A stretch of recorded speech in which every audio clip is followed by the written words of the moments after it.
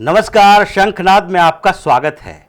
इन दिनों दिल्ली में एक अभियान चल रहा है, सफाई अभियान, यानी कि वोटर लिस्ट शुद्धिकरण अभियान, जिसे प्रधानमंत्री कहते हैं और जिसे चुनाव आयोग एसआईआर कहता है।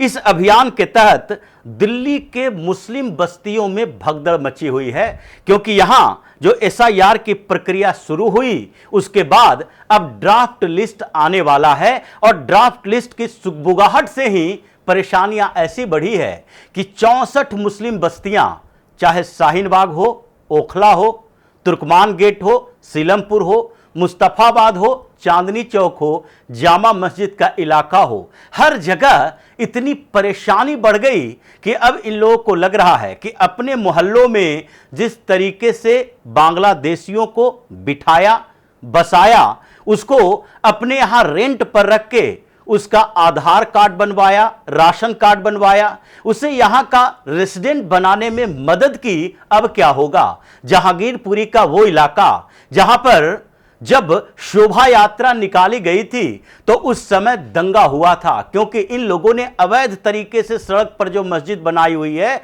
उस मस्जिद में उस समय लोग इकट्ठा थे। पहले से ही इन लोगों ने पत्थर इकट्ठा करके रखा था, शोभा यात्रा निकाली जा रही थी, इनको आपत्ति हुई। जय श्री राम, बजरंग बली की जय, ये नारेबाजी कैसे हो रही है उनके मस्जिद के सामने से, और इसलिए वहां से पत्थरबाजी शुरू हो गई, दंगा हुआ, हंगामा हुआ। और जब वहां पुलिस वाले पहुंचे तो पता चला ये पूरा का पूरा इलाका जो पूरे गेट के अंदर बंद है, इन जगहों पर तो बांग्लादेशी और रोहिंग्या पूरी बस्तियों में इधर उधर से आकर बस गए हैं। और सहयोग किसने किया? वहां पर रहने वाले मुसलमानों ने। जितने मुस्लिम बस्तियां हैं उन जगहों पर यह नहीं देखा जाता ये बाहर से आया है, किसी दूसरे देश से आया है या कहीं और से आया है, बस ये देखा जाता है उसका मजहब क्या है। मजहब अगर इस्लाम है तो फिर उसके लिए सारे दरवाजे खोल दो, रेंट एग्रीमेंट बनवा दो, बिजली बिल दे दो, और उसके बाद पहले एक डॉक्यूमेंट बनवाओ। एक डॉक्यूमेंट यानी कि आधार कार्ड बनवाओ, उसके बाद दूसरा डॉक्यूमेंट उसके लिए एक और राशन कार्ड बनवा दो, तीसरा डॉक्यूमेंट उसके लिए व्यवस्था करो कि नहीं नहीं यहां पर ये 10 सालों से रह रहे, 8 सालों से रह रहे हैं तो कुछ और रेजिडेंस सर्टिफिकेट भी बनवा दो। यहां तक कि उसमें से कुछ लोग जिनके पास कुछ पैसे हो गए, वहां उनके नाम से एक कमरा दिलवा दो और पूरा इस्लामिक किलेबंदी कर दो। यही चल रहा था। लेकिन जब पश्चिम बंगाल में अब तक अधर में लटके हुए हैं वो मुसलमान सुप्रीम कोर्ट में आ रहे हैं कि मेरा नाम तो वोटर लिस्ट से कट गया, लेकिन अब क्या हो रहा है? हमें योजनाओं का लाभ नहीं मिल रहा, हमें अभी पता ही नहीं है कि हमें डिपोर्ट किया जाएगा या फिर डिटेंशन कैंप में डाला जाएगा। ट्रिब्यूनल में हमारे लिए फैसले के लिए समय निर्धारित नहीं हो रहा, तो ये छटपटा रहे हैं। वही स्थिति दिल्ली में होने वाली है, क्योंकि ड्राफ्ट लिस्ट जो आने वाला है लगभग तैयार हुआ और फॉर्म जो कलेक्ट हुए हैं उससे पता चल रहा है कि कितने नाम काटे जा रहे हैं। दिल्ली में 1,45,00,000 वोटर जो पिछले चुनावों में रहे हैं, 1,45,00,000 वोटर में से 47 लाख वोटर का नाम काटा जा रहा है, एएसडीडी में डाल दिया गया है। यानी कि इसमें से कुछ अब्सेंट हैं, कुछ शिफ्टेड हैं, यानी दूसरे जगह शिफ्ट कर लिए गए हैं, लेकिन वोटर लिस्ट में नाम यहां पर भी उनका है। उसके अलावा कुछ डेड हैं और कुछ जो बताया जा रहा है कि वो डुप्लीकेट वोटर हैं, एक जगह नहीं 2-2 जगह नाम डाले गए हैं उसके।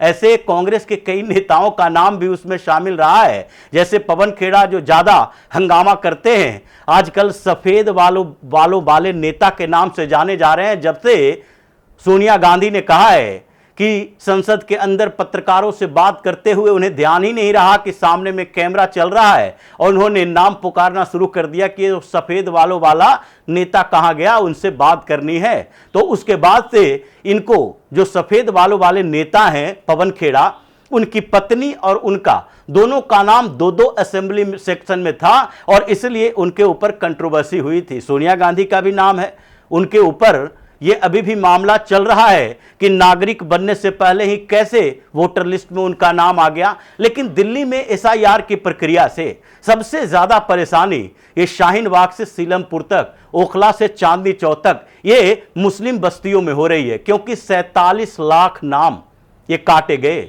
47 लाख नाम का मतलब 33% से ज्यादा, 33% वोटर ये गायब हो रहे हैं। और ये गायब किस आधार पर?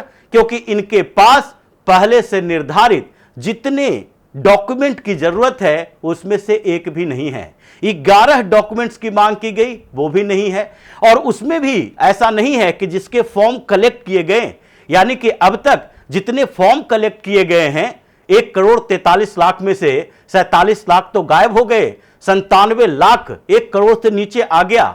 ये जो अभी दिल्ली के अंदर वोटर लिस्ट में नाम 1.5 करोड़ के करीब था, वो बढ़ना चाहिए था, अब धीरे धीरे एसआईआर में घटकर 97 लाख के आसपास यानी 1 करोड़ से भी नीचे आ गया है। और इसलिए इन लोगों का जो सबसे ज्यादा कहा जाता है कि जिन जगहों पर छटाई हो रही है, क्योंकि जितने इस्लामिक किलेबंदी हुई है, सबसे ज्यादा जो परेशानी हुई है किसी स्टेट के एसआईआर की प्रक्रिया में उन्हीं जगहों पर हुई है जहां मुसलमानों की जनसंख्या ज्यादा है। बिहार से यह विवाद चला था, बिहार में भी सबसे ज्यादा परेशानी विपक्ष की पार्टियों को इसलिए हुआ क्योंकि किशनगंज में नाम काटे जा रहे थे, कटिहार में नाम काटे जा रहे थे, पूर्णिया अररिया में ज्यादातर नाम काटे जा रहे थे।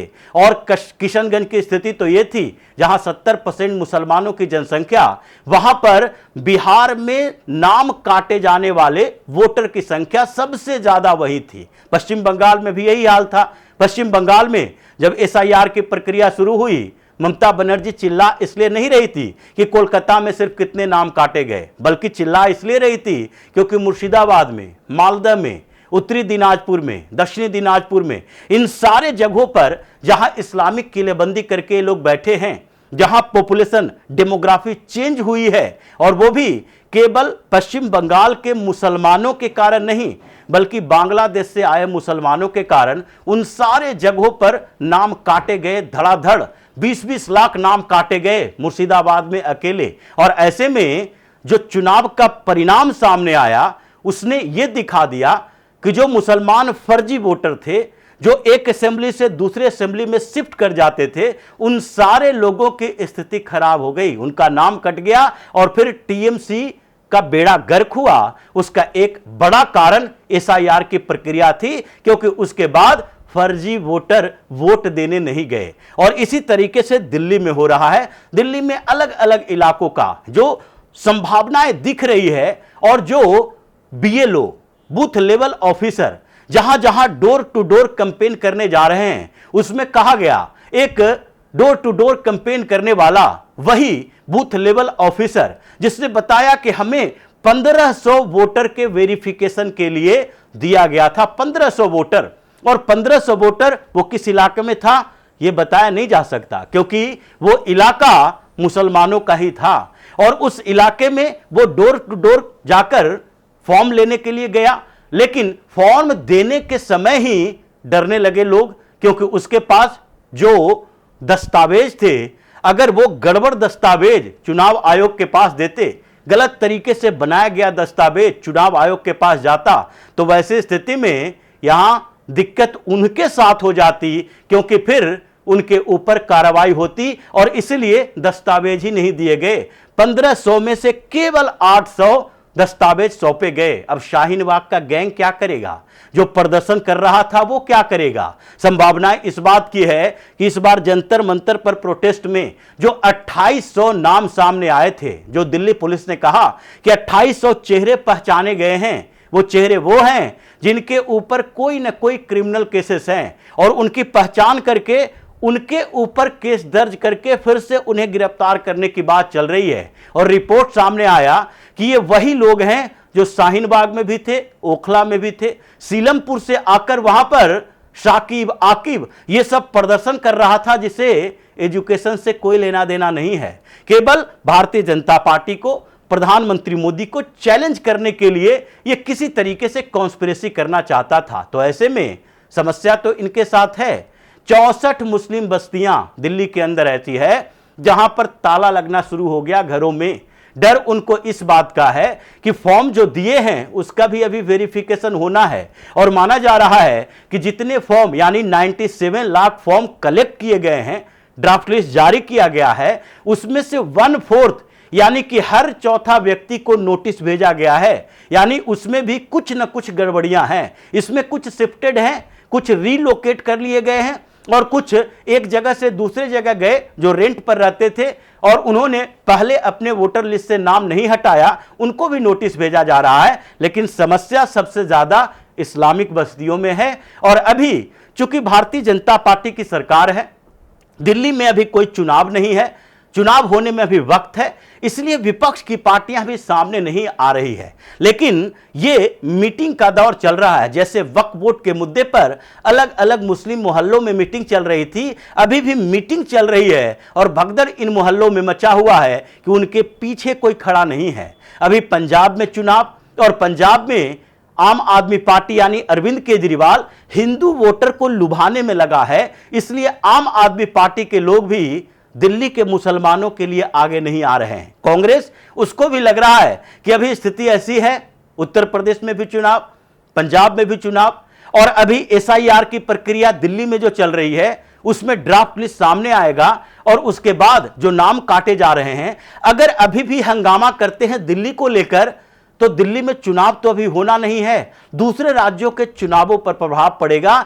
इसलिए वो भी सन्नाटे में है। और इधर दिल्ली में भारतीय जनता पार्टी की सरकार, इसके बाद जो ये लोग ये परमानेंट रेजिडेंस सर्टिफिकेट बनाते थे, अलग अलग डॉक्यूमेंट्स बनाते थे, वो भी एजेंडा फेल हो गया। इसलिए समस्याएं ऐसी हो गई, कुछ दिन के अंदर ये शाहीन बाग गैंग खुद से उभर कर आएगा, ओखला से हंगामा शुरू होगा, सीलमपुर से होगा, मुस्तफाबाद से होगा, और फिर दिल्ली में हंगामा करने वाले इन लोगों के इलाज भी होगा, क्योंकि एसआईआर की प्रक्रिया तो चल रही है। फाइनल लिस्ट आते इन लोगों के ऊपर ऐसी आफत आएगी कि फिर दिल्ली में हजारों लाखों घरों में ताला जड़ा हुआ दिखाई पड़ेगा। डिपोर्ट यहां से भी किए जाएंगे, डिटेंशन कैंप यहां भी बनाए जाएंगे। तो इसी तरह की खबरों के साथ फिर से हाजिर होंगे, तब तक के लिए बने रहिए हमारे साथ और देते रहिए हमें सहयोग, ताकि इसी तरह की खबर हम आपके लाते रहें। धन्यवाद।